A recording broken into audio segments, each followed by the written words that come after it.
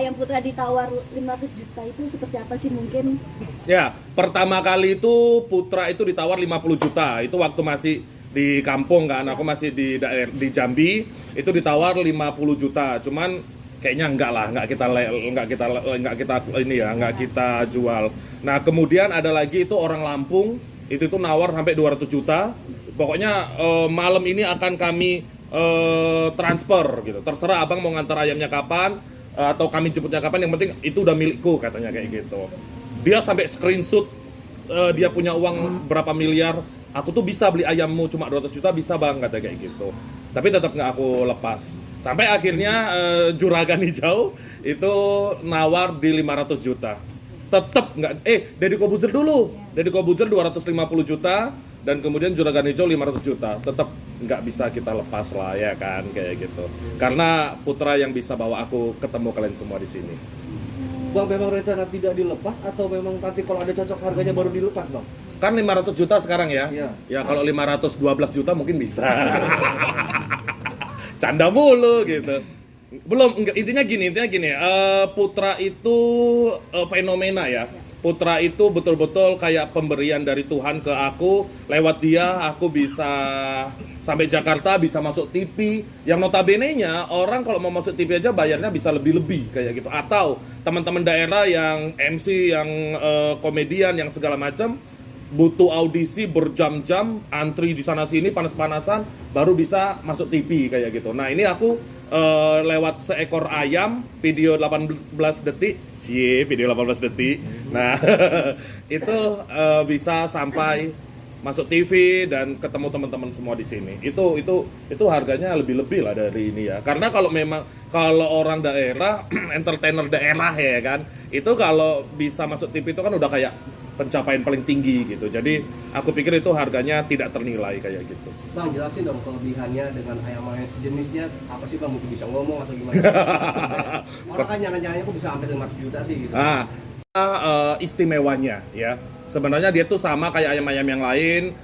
Dia juga nggak aku kurung, nggak juga aku ikat, nggak juga diperlakukan kayak kalau ada yang petarung itu kan dikasih puding, dikasih apa segala macam, itu enggak. Ini ayam ini ya hidup kayak ayam pada biasanya. Cuman udah garisnya mungkin ya, Tuhan menggariskan aku bisa kesini, aku bisa kayak gini tuh karena aku berada di titik ini tuh karena Putra, karena ayam itu kayak gitu.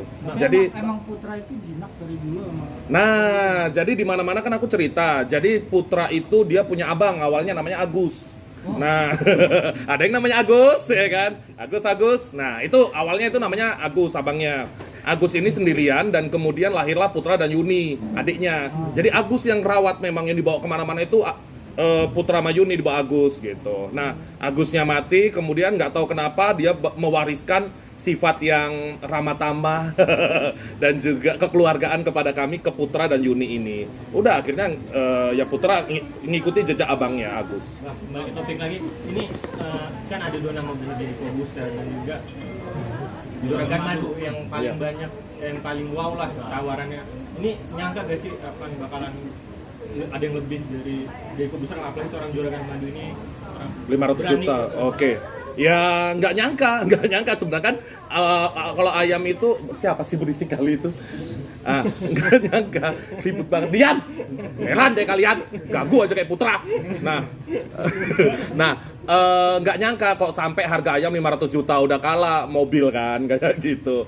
Nah, tapi mungkin kan sebagian orang kan mungkin mau mencari hokinya, mencari berkahnya ayam ini, karena gini teman-teman, artinya kita nggak tahu rezeki kita itu di mana. Makanya ketika kita melakukan sesuatu, ya lakukanlah yang terbaik, lakukan yang paling benar, udah kayak gitu. Sama juga kayak ke ayam, aku juga ke ayam itu aku kayak nggak aku iket, kayak nggak aku aku rebut lah hak-haknya dia sebagai binatang kayak gitulah. Satu-satu.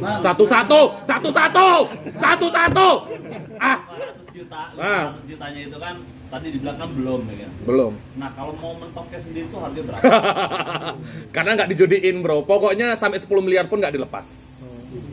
Bang, kesempatan nggak datang 2 kali nih bang. Misalnya kalau misalkan ayamnya lewat misalkan Lewat itu apa? Meninggal. Misal nggak bang? Ini kesempatan nggak datang 2 kali bang?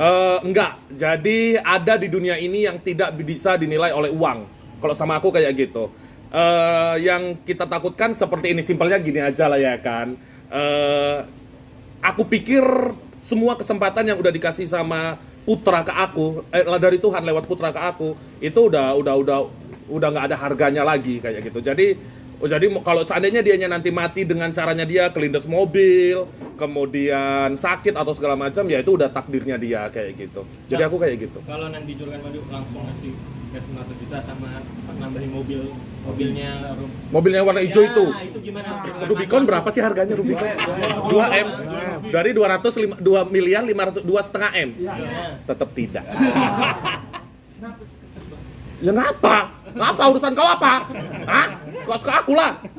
Heboh kali kau. Bang, tapi mengenal sosok Juragan Madu, lihat-lihat di medsos atau lihat-lihat juga gak sih sebelum Orang kaya, iya orang kaya, udah lihat. Karena beliau itu luar biasa, beliau juga awalnya juga berjuang, kemudian orang tuanya sama-sama udah nggak ada, kami kayak gitu Juragan Madu juga orang tuanya udah nggak ada, dan perjuangannya luar biasa hingga sampai di titik ini luar biasa. Beliau menginspirasi kayak gitu.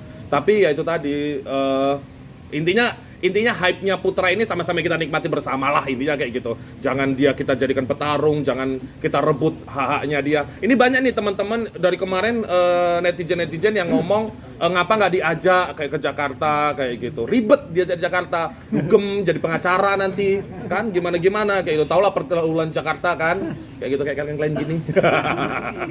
Bang Adi, ini kan ayam udah ada harganya nih, banyak yang nawar. Jadi makin secure nggak nih sama ayamnya nih? Secure itu Takut-takut apa? Kemana? Maksudnya lebih diamanin gitu ayamnya. Oh apa dijaga-jaga. Nah Asuransi. Itu kan tadi diculik ayam. oh gitu.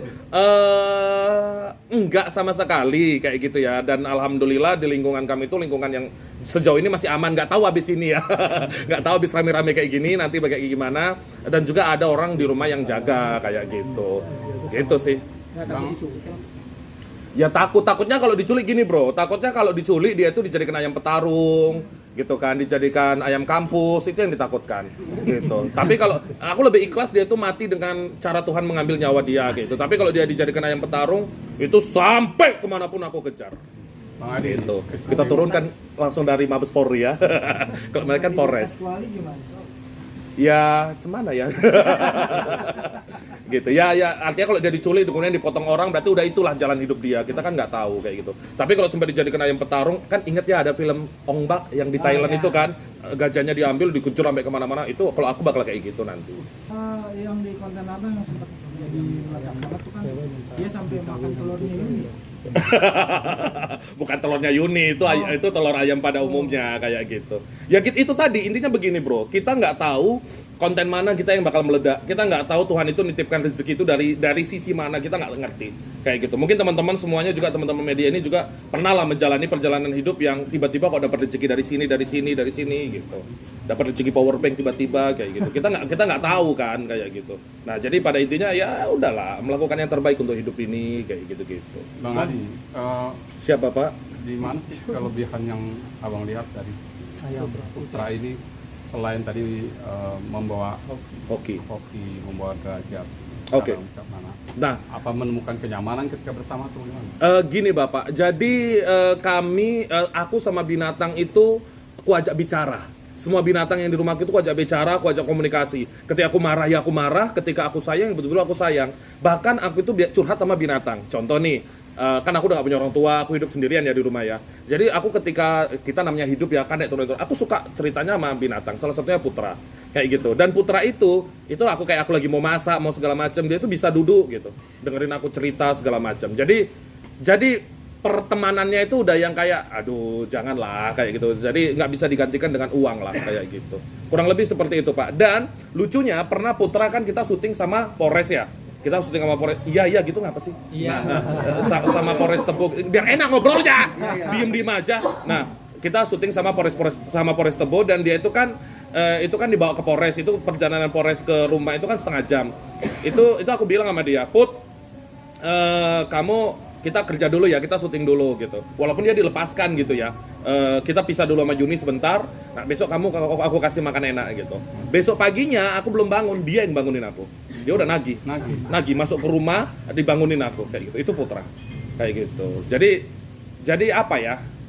walaupun hanya seekor ayam, aku pikir aku nggak mandang itunya sih Pak. Jadi betul-betul ya balik-balik lagi adalah dia yang udah merealisasikan mimpi-mimpi anak desa. Asik. Tapi cukup nurut ya. Nurut Pak, tapi kadang ada juga Pak dianya lagi-lagi lagi moodnya nggak bener kayak gitu kan. Bang Putra gitu, tetap nggak mau dipanggil juga dia kayak gitu. Bicara soal konten ini sejak kapan sih untuk perkontenan dengan si Putra? Bulan 5. Ketutupan kau. Bulan 5 aku mulai ngonten 5, 6, 7, 8 baru masuk Putra.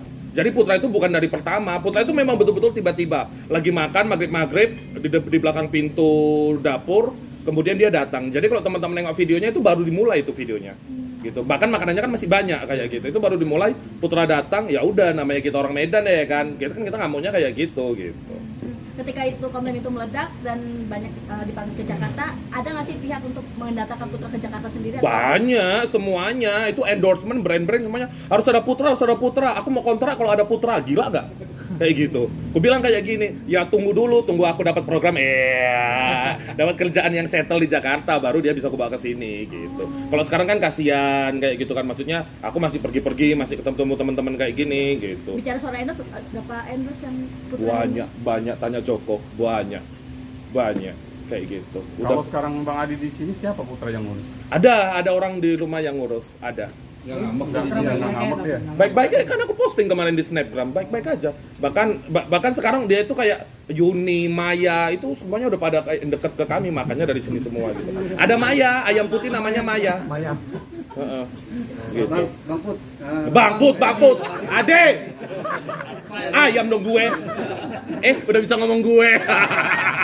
2 minggu di Jakarta. Lanjut. Udah warawiri kesini dan Putra menjadi terkenal. Udah menghasilkan apa aja sih di rumah? Jadi gini bro, pencapaian seseorang itu kan kita nggak tahu ya. Bisa aja abang ini pencapaiannya adalah mobil, bapak misalnya pencapaiannya adalah rumah, atau si mbaknya pencapaiannya adalah makan kangkung tumis. Kita kan nggak tahu kebagian orang masing-masing. Nah kalau aku memang orientasiku itu belum ada beli apa-apa kayak gitu. Yang penting aku low life, hidupnya santai, sederhana, ini kayak gini apa adanya, makan enak, aku nggak ada utang sama sekali, aku nggak ada riba, aku nggak ada kreditan, ya udah kayak gitu. Itu udah enak kayak gitu. Dan di rekening itu nggak pernah ada uang sebanyak itu. Gara-gara Putra ada sebanyak itu. Berapa? Banyak lah, gitu. Jangan kau bobol nanti ya. Ratusan. Nah, kayak gitu. Berkah alhamdulillah. Jadi itu loh. Jadi walaupun lebih besar angkanya Putra daripada yang di ATM, tapi yang di ATM itu yang aku syukurin kayak gitu. Dalam waktu berapa? Iya berapa? 2 minggu. 2 minggu ini. Aku di Jakarta itu baru 2 digit, sekarang udah 3 digit. Nah, baru 2 minggu kan? Kayak gitu.